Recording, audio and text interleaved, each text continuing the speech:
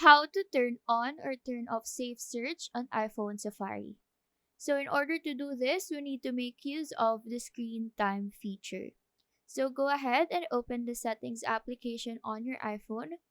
In here, scroll down and tap on screen time. Once you are in this page, tap on content and privacy restrictions. Now toggle the switch next to content and privacy restrictions to enable it. Once you are here, select content restrictions. Under the web content section, tap on the single option here, which is the web content. Now in here, you have three options. First one is the unrestricted, which means that every site will be opened and the safe search is not turned on. Next is the limit adult websites.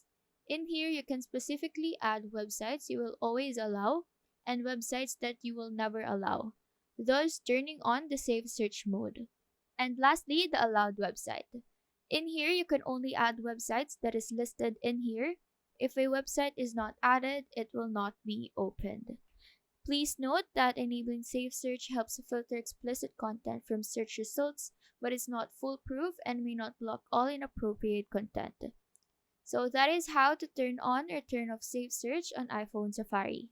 Do let us know if this video helped you out, and if you have any question, feel free to drop them down below.